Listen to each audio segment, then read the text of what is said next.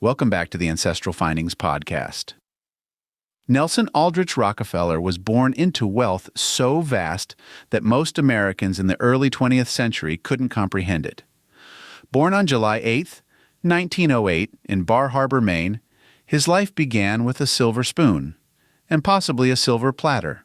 But behind the art collections, philanthropy, and power dinners at Pocantico Hills was a complex man with ambitions that extended far beyond the trappings of wealth. He wanted to be president.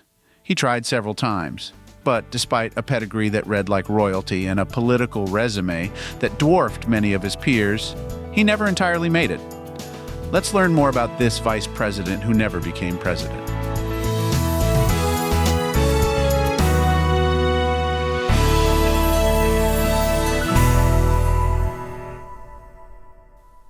To understand Nelson Rockefeller, one must start not just with his father, but with the titanic figure of his grandfather, John D. Rockefeller, Sr.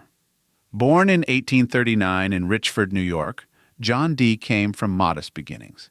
His father, William Avery Devil Bill Rockefeller, was a snake oil salesman and self-proclaimed botanic physician who vanished from the household for long stretches. Devil Bill was hardly a role model, but his son John D. grew up to become one of the most disciplined and calculating businessmen in American history. By the early 20th century, John D. Rockefeller Sr. had built the Standard Oil Company into an empire that controlled over 90% of U.S. oil refining and distribution. Antitrust legislation eventually forced the company's breakup in 1911. But Rockefeller's wealth was so immense that he remained the richest man in America for decades.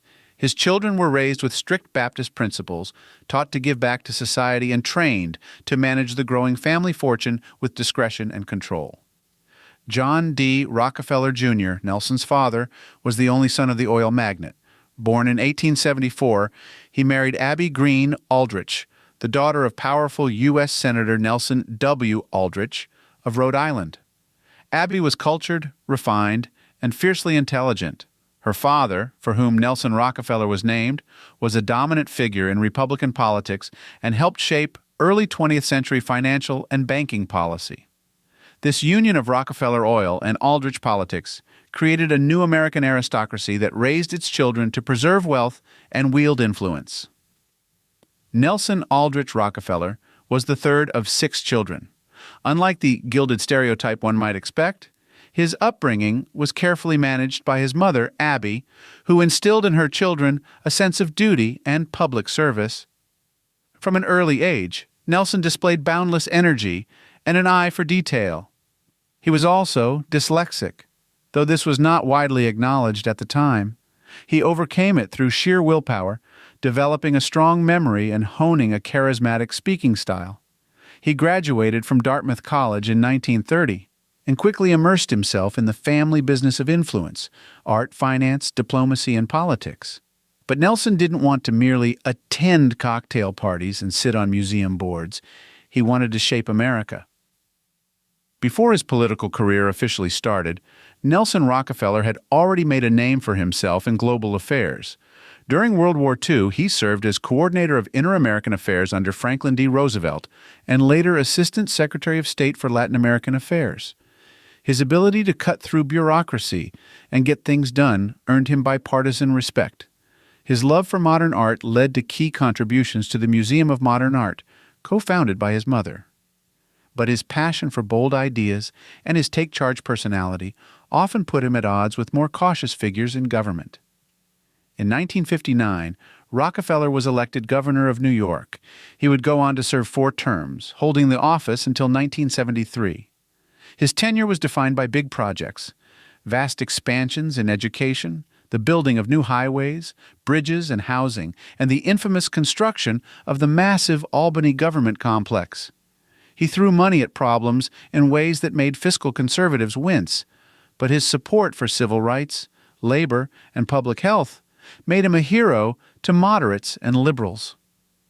One of the darkest chapters of his governorship came in 1971, when prisoners at the Attica Correctional Facility rioted and took control of the prison, demanding better conditions.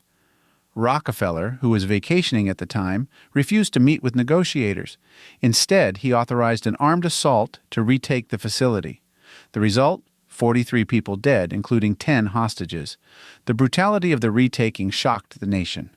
To this day, it remains a stain on his legacy and a symbol of governmental overreach. After Nixon's resignation in 1974, Vice President Gerald Ford ascended to the presidency. Using the 25th Amendment, which allows the president to nominate a vice president when the office is vacant, Ford chose Rockefeller. The decision shocked many. Though Ford was a Midwestern conservative, he respected Rockefeller's competence and experience. Nelson accepted with characteristic enthusiasm, but his time as vice president was strange. He had little real power. Ford, looking toward the 1976 election, began distancing himself from the liberal Rockefeller. By the time the next campaign rolled around, Ford replaced him with Kansas Senator Bob Dole, hoping to appeal to the Republican right. Rockefeller, sidelined but still energetic, was reportedly humiliated by the decision. Though he continued to support public causes and remained active in policy circles, his dream of becoming president was officially over. Nelson Rockefeller died on January 26, 1979, at 70. The circumstances of his death sparked headlines and hushed whispers. Initial reports stated he died at his desk, working late. Later revelations disclosed he died in the presence of a young aide, Megan Marshak, at a private residence. The Rockefeller family, known for its tight public image control, remained silent. Whatever the truth, the flamboyant statesman exited the world with the same mix of admiration and controversy that had always followed him. Rockefeller left behind a country that had shifted far from his brand of republicanism. His political ideology, fiscally ambitious, socially moderate, and proudly internationalist, has few heirs today. Yet his impact on American architecture, art, public health, and education remains strong. Nelson Rockefeller was never boring, from his deep family roots in oil and political reform to his towering ambitions and equally large missteps. He may have never been president, but he lived, governed like one, and built a legacy that refuses to be forgotten.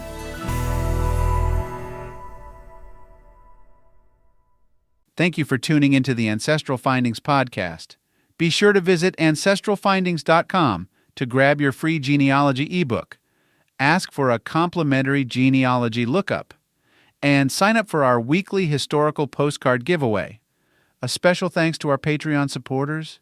Your contributions help to anchor our family tree firmly in the ground, allow our lineage to fly high, and keep our journey through history on the right path.